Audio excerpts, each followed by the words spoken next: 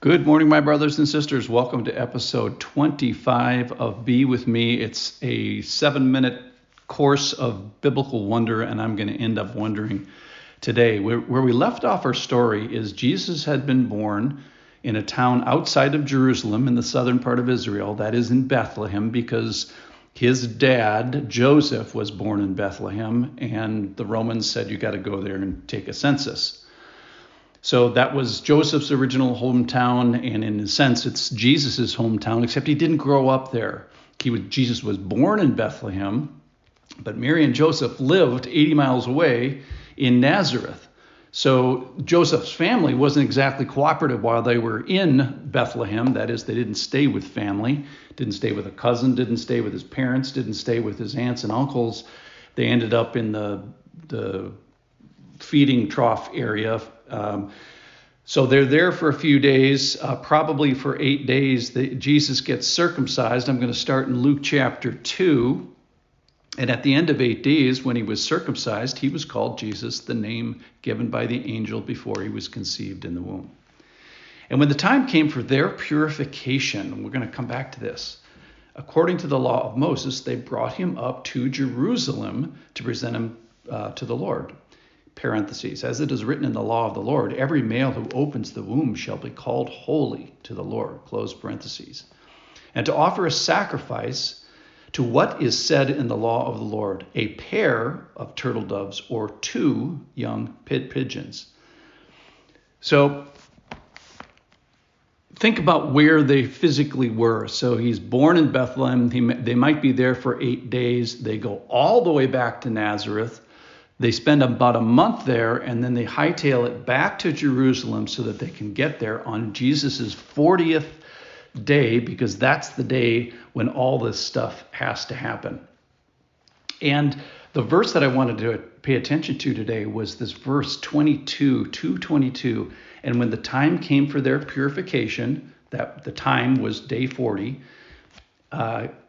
and their purification is kind of the grand we, because at least as far as Leviticus is concerned, it's only Mary. So the purification is not for Joseph, it's not for Jesus, it's for Mary, according to the law of Moses. We're going to read there in a second. They brought him up to Jerusalem. So they go all the way back, another 80 miles, with a 1-month-old child, so they can present him to the Lord in the temple. All right, but I want to talk about this purification because the Old Testament is just so fun. This is from Leviticus chapter 12. The Lord speaks to Moses saying, speak to the people of Israel saying, if a woman conceives and bears a male child, that would be Jesus, then she shall be unclean 7 days as at the time of her menstruation, and she shall be unclean. And on the 8th day, the flesh of his foreskin shall be circumcised. Okay, so we did that already. Now here, verse 4, and she shall continue for 33 more days, in the blood of her purifying. She shall not touch anything holy, nor come into the sanctuary. So she can't go to church for 33 days after the circumcision, until the days of her purifying are completed. And when her days of purifying are completed, whether for a son or for a daughter, she shall bring to the priest at the entrance of the tent of meeting, and they go to the temple actually. So this was written when there was no temple yet. Now get what she's supposed to bring: a lamb, a year old for a burnt offering, and a pigeon or a turtle dove. So 1 bird and 1 lamb. The turtle dove, or the bird, is for a sin offering. The lamb is for a burnt offering. And it shall, and he, the priest, shall offer it before the Lord and make atonement, make it right, pay her penalty for her, and then she shall be clean. All right, so the time is 40 days after Jesus' birth. The purpose is to purify the mother so that she can be involved in probably the next thing, which we'll talk about tomorrow. So she's supposed to bring a lamb, and if she can't afford it, that's verse 8. If she cannot afford a lamb, she shall take 2 turtle doves or two pigeons. That is 2 birds, one for a burnt offering and the other for a sin offering, and the priest shall make atonement for her and she shall be clean. So here's the interesting thing, is in the New Testament, a lamb isn't even mentioned. So Jesus, the family of Jesus, cannot afford a lamb. It's not even mentioned. So a pigeon or turtle dove is going to have to both be the sin offering as well as the burnt offering. And the atonement is not for Jesus, not for Joseph, it's for Mary. So she can't come into the sanctuary. She can't come before a holy God. None of us really can ever. Think about this. This picture, I love the Old Testament because it shows our compared to God, it shows our impurity, our detestableness, our uncleanness, our incapability, I know that's not a word, to stand before a holy God. But here's the good news, is he's made a way. He's provided access. And that is, so here's one point I was thinking about, is that salvation is not from within you, it's from without of you, it's outside of you. So the sacrifice is a living being. Why? Because God decided that way.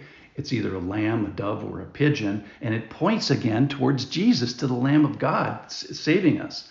So one of the things about the Old Testament, just love the Old Testament, it keeps us out of, why study the Old Testament? It keeps us out of error. So one theological error that some religions make is that Mary was sinless, or that you're sinless, that you're okay. This text today says absolutely not. We have a sinfulness and we need help.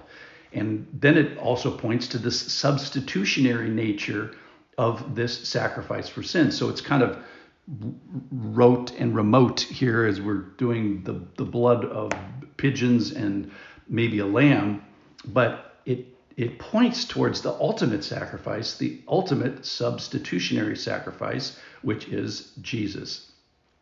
It also shows what God thinks of sin. It's bad, but it also shows what he thinks of you, that you're worth it. I'm worth it. That my life is valuable to him, that he values me enough to sacrifice for me by blood and ultimately by Jesus. So ironically, blood makes you impure. That's the whole mess of childbirth, but it's the blood that makes pure. So the things that struck me, and I've been wondering, I was just struck that the Lamb of God can't afford a lamb, or his family can't. And then that sacrifice is made for the great ultimate sacrificer, at least his mom. And the holiness of God is just so great and so pure that we need some way of access to him. Our world says, hey, look within yourself, believe in yourself, and that's just ridiculous. What the Bible teaches is believe in your sin, believe in your fallenness, but believe in the God that's made a way. So the Old Testament emphasizes these principles. So I'm humbled in awe, and I put my hand over my mouth today. Thanks for listening.